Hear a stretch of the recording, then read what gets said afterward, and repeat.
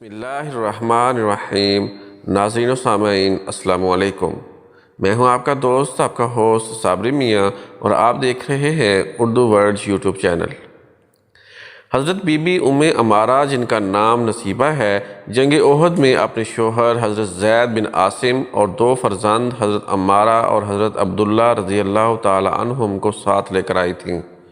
پہلے تو یہ مجاہدین کو پانی پلاتی رہیں، لیکن جب حضور صلی اللہ تعالیٰ علیہ وسلم پر کفار کی یلغار کا ہوش ربا منظر دیکھا تو مشک کو پھینک دیا اور ایک خنجر لے کر کفار کے مقابلہ میں سینہ سپر ہو کر کھڑی ہو گئیں اور کفار کے تیر و تلوار کے ہر ایک وار کو روکتی رہیں۔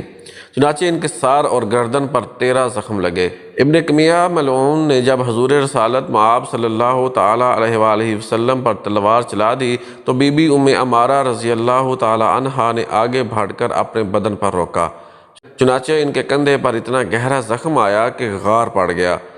پھر خود بڑھ کر ابن کمیہ کے شانے پر زوردار تلوار ماری، لیکن وہ ملعون دوہری زرہ پہنے ہوئے تھا، اس لیے بچ گیا۔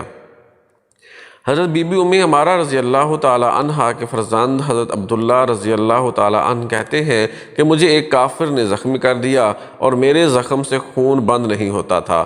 میری والدہ حضرت ام عمارہ نے فوراً اپنا کپڑا پھاڑ کر زخم کو باندھ دیا اور کہا کہ بیٹا اٹھو، کھڑے ہو جاؤ اور پھر جہاد میں مشغول ہو جاؤ۔ اتفاق سے وہی کافر حضور صلی اللہ تعالیٰ علیہ وسلم کے سامنے آ گیا تو آپ نے فرمایا کہ اے ام عمارہ رضی اللہ تعالیٰ عنہا، دیکھ تیرے بیٹے کو زخمی کرنے والا یہی ہے۔ یہ سنتے ہی حضرت بی بی ام عمارہ رضی اللہ تعالیٰ عنہا نے جھپٹ کر اس کافر کی ٹانگ پر تلوار کا ایسا بھرپور ہاتھ مارا وہ کافر گر پڑا اور پھر چل نہ سکا، بلکہ سرین کے بل گھسٹتا ہوا بھاگا۔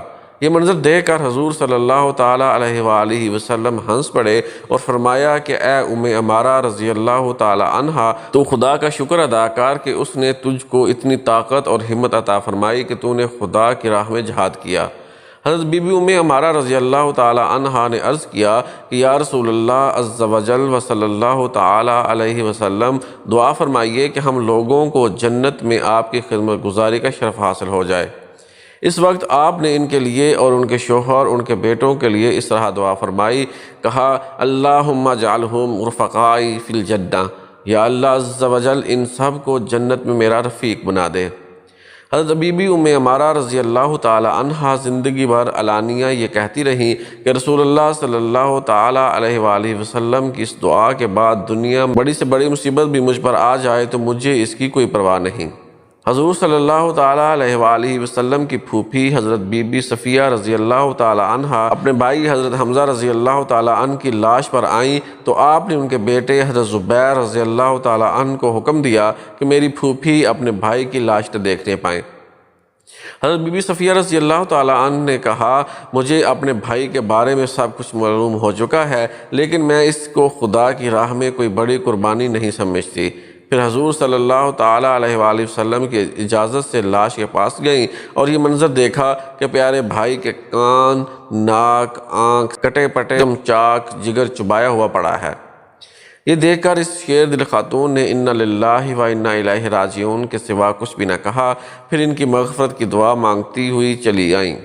اللہ رب العزت شہدائے احد کا صدقہ ہماری بھی مغفرت فرمائے، آمین ثم آمین یا رب العالمین۔